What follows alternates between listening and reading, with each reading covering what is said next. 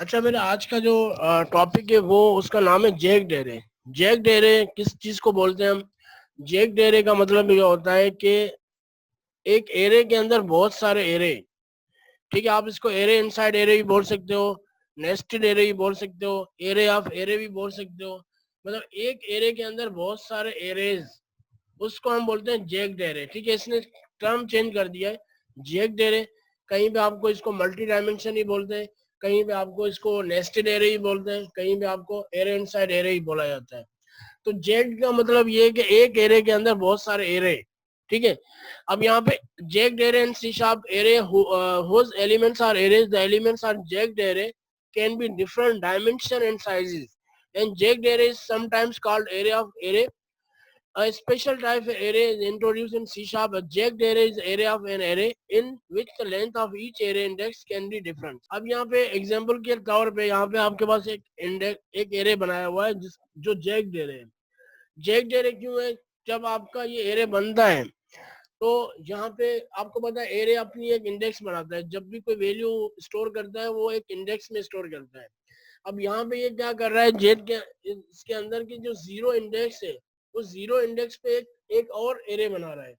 इसी तरह one array पे एक और एरे बना रहा है, टू इंडेक्स पे एक और एरे बना रहा है, वैल्यू स्टोर नहीं कर रहा, अब एक और एरे बना रहा है। इसी तरह थ्री इंडेक्स पे एक और एरे बना रहा है, फोर इंडेक्स पे एक और एरे बना रहा है। इसको बोलते हैं जैक्ड एरे।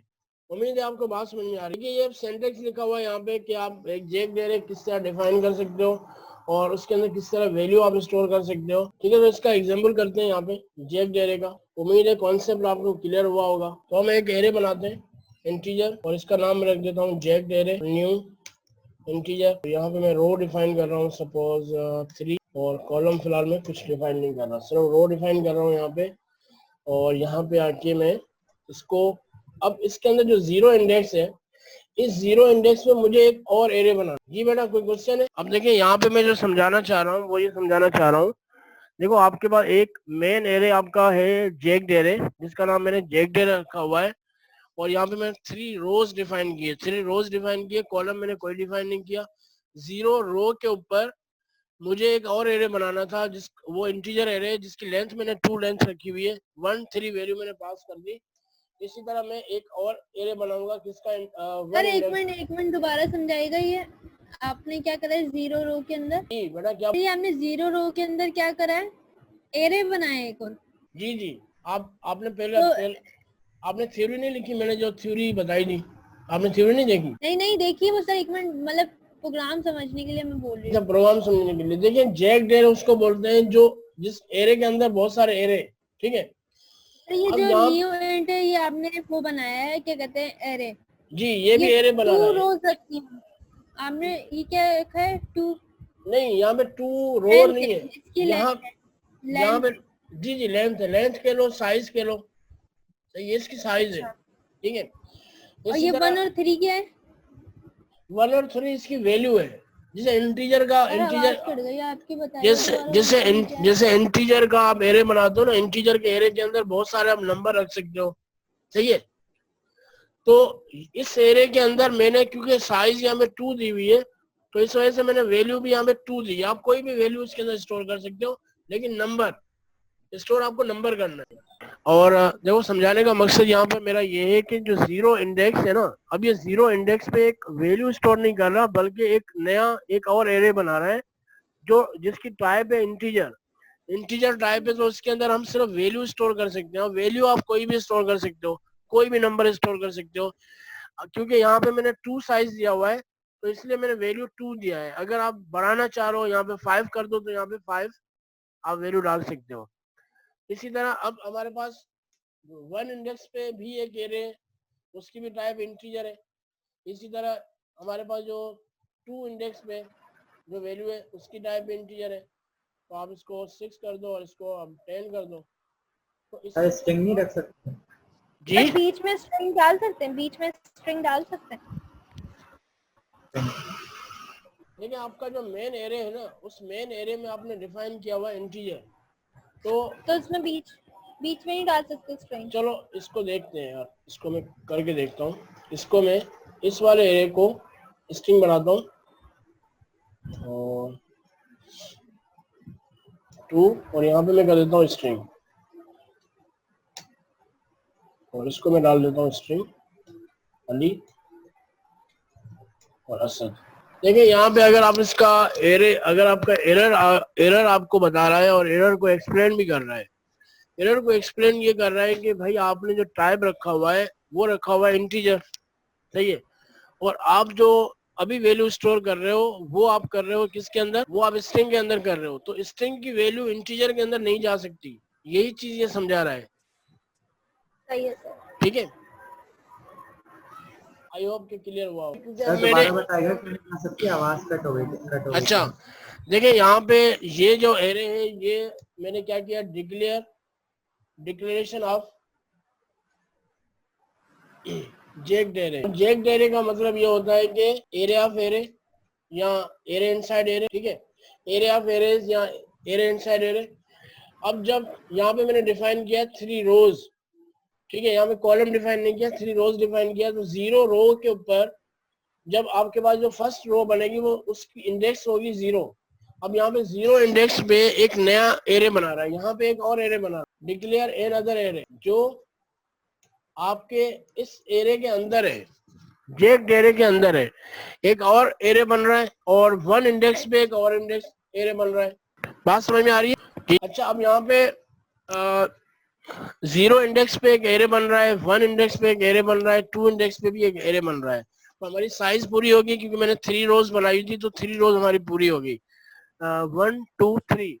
अब इसकी वैल्यू प्रिंट कराने के लिए हम क्या करते हैं, इसके वैल्यू प्रिंट कराने के लिए हम यहाँ पे यूज करेंगे एक फॉर लूप आई के बाद 0 से स्टार्ट हो रहा है और ये फर्स्ट वाला लूप कहाँ तक चले, फर्स्ट वाला लूप चलेगा जो आपका जेक्ड एरे की लेंथ है, उतनी दफा लूप चले जितनी जेक्ड एरे की लेंथ है। जेक्ड एरे डॉट लेंथ, इसकी लेंथ कितनी है उतनी दफा ये चले लूप, और इसके अंदर एक और लूप आएगा जिसका नाम मैं जे रख देता हूँ, और ये कहाँ तक चले, जितनी इस जेक्ड एरे के अंदर जो 0 इंडेक्स की लेंथ है। इसका मतलब यहाँ पर ये है कि जो 0 इंडेक्स की लेंथ है उतनी दफा लूप चलाओ, ये सेकंड टाइम। उम्मीद है बात समझ में आ रही होगी। ठीक है, फर्स्ट 0 इंडेक्स से स्टार्ट कर रहा है और अब उसके बाद जो दूसरी इंडेक्स है 1, उसमें ये कह रहा है कि जो 0 इंडेक्स की लेंथ है उतनी दफा लूप को चलाओ। और फिर यहाँ पे मैं प्रिंट कर रहा हूँ। प्रिंट क्या करूंगा मैं, जेक दे रहे इसके अंदर जो आई की वैल्यू और जो जे की वैल्यू है इसको प्रिंट करा रहा हूँ यहाँ पे। सर आप इसके लिए एक वो बना लें इंटीजर, उसको सपोज करके +1 कर दें। नहीं, सही है, मुझे आउटपुट शो करवाना है। आउटपुट तो शो हो रहा है ना। देखिए यहाँ पे आपके पास जो आउटपुट आ रहा है, ये फर्स्ट वाला जो आ रहा है ये आपका 0 इंडेक्स का वैल्यू आ रहा है। जो 0 इंडेक्स के अंदर जो मैंने नया एरे बनाया था, ये वाला एरे उस जो 0 इंडेक्स पे जो एरे है ये उसकी वैल्यू है।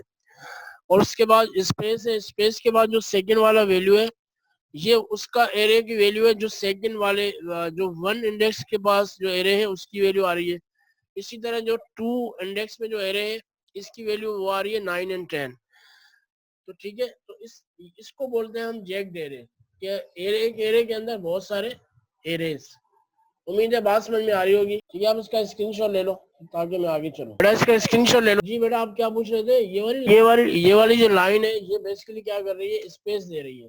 /n का मतलब है न्यू लाइन स्पेस। ठीक है, जैसे आप br यूज करते हो ना HTML के अंदर न्यू लाइन में शो होने के लिए, तो अब ये क्या करेगा, एक वैल्यू एरे की शो हो गई, फिर एक स्पेस देगा। जब एक 0 इंडेक्स की वैल्यू शो हो गई तो फिर ये 1 इंडेक्स वाले एरे की वैल्यू शो करने से पहले एक स्पेस देगा। उम्मीद है बात समझ में आ रही होगी, क्योंकि ये देखें बीच में स्पेस आ रहा है, ये स्पेस मैंने दिया हुआ है, ये न्यू लाइन का स्पेस है।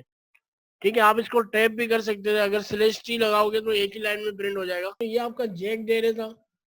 उम्मीद है आपको ये बात टॉपिक समझ में आ गया होगा। अब हम दूसरे टॉपिक में आते हैं। दूसरा टॉपिक आपका है, जी बेटा हम दूसरे टॉपिक में आ गए जिसका नाम है कलेक्शंस।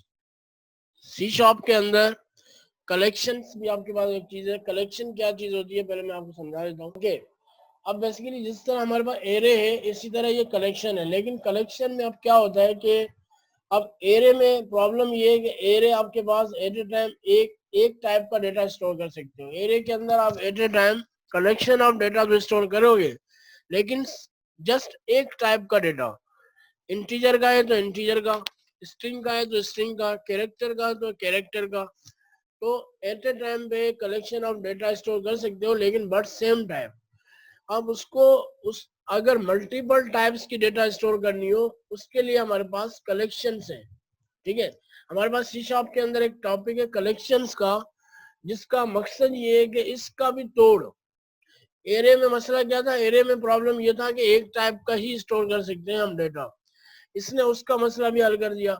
दूसरा ये एरे के अंदर ये होता है कि एरे की साइज फिक्स्ड होती है। एरे की क्या साइज होती है, एरे की साइज होती है फिक्स्ड। आप डायनामिकली उसको चेंज नहीं कर सकते, जैसे रन करने के बाद आप उसकी वैल्यू को चेंज नहीं कर सकते, उसकी एरे की साइज को चेंज नहीं कर सकते। एरे की साइज जो होती है वो फिक्स्ड होती है। लेकिन जो हमारे पास कलेक्शन है, कलेक्शन के अंदर आप डायनामिकली अगर आप कोई वैल्यू डाल रहे हो और एरे लिस्ट के अंदर आप डेटा डालते जा रहे हो, तो उससे क्या होगा, आपकी डायनामिकली मेमोरी और डायनामिकली उसकी जो साइज है वो चेंज होती रहेगी। लेकिन एरे में जब क्या होता है कि एरे के अंदर हम पहले से ही बता देते हैं कि इसके अंदर इतनी साइज की डेटा जाएगी, 5, 6 या 10। ठीक है, आई होप के क्लियर हुआ होगा कि एरे में और एरे लिस्ट में क्या फर्क है। ठीक है, अब कलेक्शन के अंदर अब इसके लिए नेम स्पेस यूज होता है system dot collection. Using system dot collection इसका नेम स्पेस है, और इसके अंदर कलेक्शन बहुत सारे टाइप्स की है, लेकिन आज जो हम पढ़ेंगे वो पढ़ेंगे एरे लिस्ट। अब एरे लिस्ट क्या चीज है, एरे लिस्ट बेसिकली क्या होती है, it's represent to order collection of an object that can be indexed individually. It is basically alternate to array. देखिए यहाँ पे बहुत अच्छी लाइन लिखी हुई है कि ये बेसिकली एरे का अल्टरनेट है। जो चीज एरे में इम्पॉसिबल है तो बेसिकली यहाँ का अब मेरे कलेक्शन के अंदर जो पहला टॉपिक था वो है एरे लिस्ट। अब एरे लिस्ट क्या करती है, एरे लिस्ट बेसिकली यहाँ पर क्या है, it is basically alternate to array. यहाँ पे जो लाइन है इसने बहुत अच्छी लाइन लिखी हुई है कि ये एरे का अल्टरनेट है। जो काम एरे के अंदर हम नहीं कर सकते वो काम कलेक्शन के अंदर कर सकते हैं। ओके, भेज दूंगा भाई, भेज दूंगा। तो अब एरे के अंदर क्या चीजें थी जो हम नहीं कर सकते। एरे के अंदर क्या होता है, एक तो एरे के अंदर ये होता है कि एरे भी आपके पास कलेक्शन ऑफ डेटा जरूर है, लेकिन सेम टाइप का। आप एट ए टाइम सिर्फ सिंगल टाइप की कलेक्शन बना सकते हो, या इंटीजर की, या स्ट्रिंग की, या कैरेक्टर। एरे कलेक्शन ने वो चीज तोड़ कर दी कि कलेक्शन के अंदर आप मल्टीपल टाइप का डेटा स्टोर कर सकते हो। सही है। दूसरी बात ये, एरे जो है आपके पास फिक्स्ड साइज होती है, उसकी साइज रीसाइज नहीं हो सकती डायनामिकली। डायनामिक का मतलब होता है रन टाइम, जब जैसे रन हो गया प्रोग्राम, रन के बाद आप कोई उसकी साइज को रीसाइज नहीं कर सकते, लेकिन एरे लिस्ट की साइज को आप रीसाइज कर सकते हो बाद में भी। उम्मीद है आपको बात समझ में आ रही होगी। However, unlike array, you can add and remove item from the list, specify position using the index. Array resizes itself automatically. अब यहाँ पे कह रहा है array resizes itself automatically. It's also dynamically memory allocation, adding, searching and sorting item to the list. अब यहाँ पे array list की बात कर रहा है कि array list इन चीजों का अल्टरनेट है, एरे का अल्टरनेट है। एरे लिस्ट के अंदर एक तो आप मल्टीपल टाइप का डेटा डाल सकते हो, दूसरा एरे के अंदर आप क्या कर सकते हो, एरे लिस्ट के अंदर जो डेटा है उसको आप रिमूव कर सकते हो। एरे लिस्ट के अंदर जो साइज है उसको आप डायनामिकली चेंज कर सकते हो, डायनामिकली मेमोरी एलोकेट करते हैं, और इसके अंदर भी डेटा आप सॉर्ट कर सकते हो। उम्मीद है बात समझ में आ रही होगी। अब मैं इसके एग्जाम्पल में आता हूँ। यहाँ पे एग्जाम्पल करता हूँ किसका, एरे लिस्ट का। एरे लिस्ट मैंने आपको बोला कि एरे लिस्ट आपकी कहाँ होती है, यूजिंग सिस्टम डॉट कलेक्शन। आपका जो ये नेम स्पेस है इसके अंदर